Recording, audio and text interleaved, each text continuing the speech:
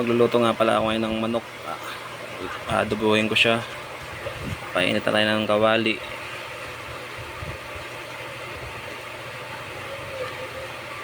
Tapos lalagyan na natin siya ng mantika. Naghiwa na rin pala ako ng sibuyas at saka luya. Nakaready na rin yung manok. Nalinisan ko na rin siya.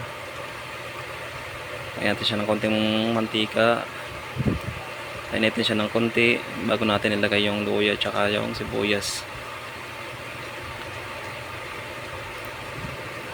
Naka-ready na rin yung para pala yung mga panakot.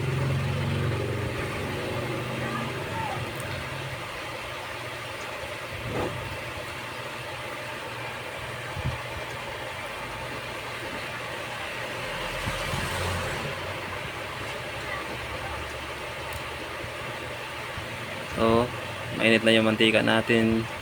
Ilalagay na natin yung sibuyas. Sibuyas yung iuuna natin. Kapag isa.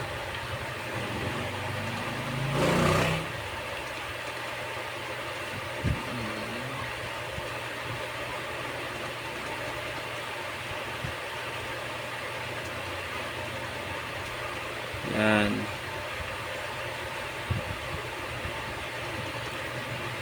Isayin na natin yung sibuyas. Tapos, isunod natin yung luya.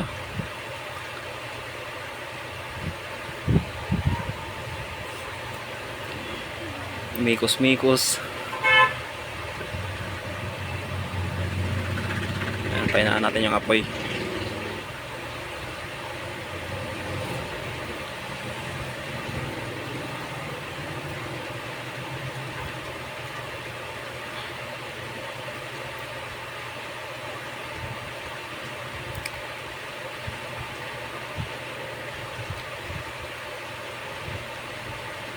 Halo-haloin lang natin siya ng kaunti hanggang sa mag golden brown. Tapos pag nag golden brown na siya, isunod natin yung manok. Yan, golden brown na siya. Tapos isunod natin yung manok.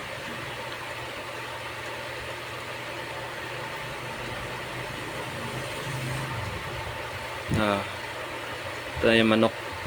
Lalagay na natin. Gisa na natin yung manok para matanggal yung lansa.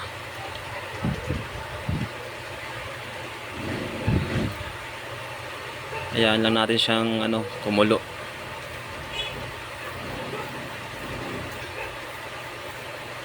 Huwag pala natin siyang lalagyan ng tubig kasi mamaya pag tinakpan natin yan, magtutubig yan yung katas niya.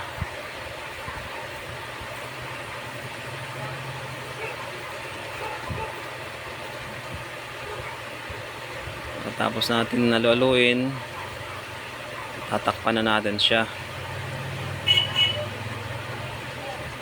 mga ilang minuto.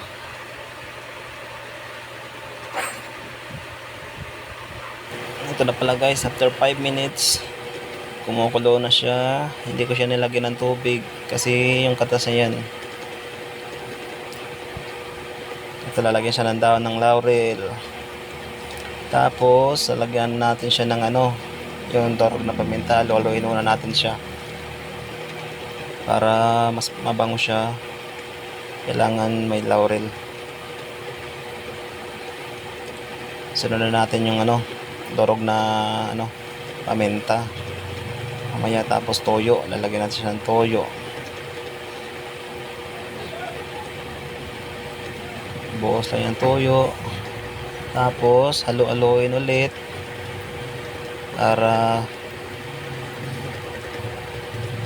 kumapit yung lasa.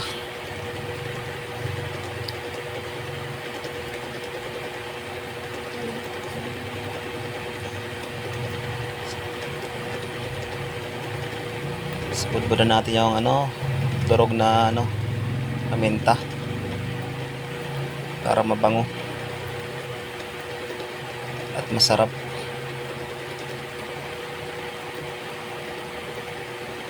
Lagyan ng konting asukal para magpantay yung lasa niya. Manamis-namis na medyo maalat ng konti. Haluin lang natin siya.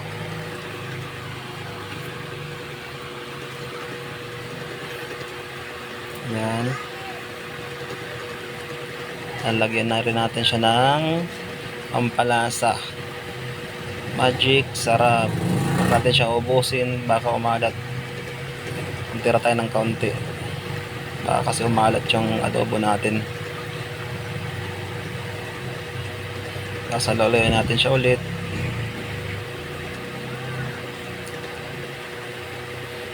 Yan, halo lang ng halo para manuot yung lasa niya sa manok, sa laman ng manok.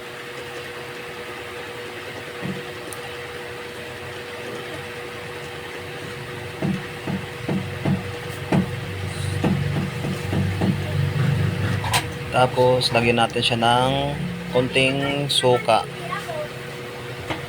Yan. Buhos natin yung konting suka. Tapos huwag natin siyang haluin kapag nilagyan natin na siya ng suka. Takpan na natin. Ito na pala guys, oh. Luto na siya. Wow, sobrang sarap ng sabaw. Tsaka ano talaga siya, oh. Note na note yung lasa tsaka kulay niya sa manok. Babalik ta rin siya ng kaunti natin para mas lalong lumambot. Yan, oh, sarap. Sobrang sarap nito, oh. Kapit na kapit yung lasa niya sa laman ng manok.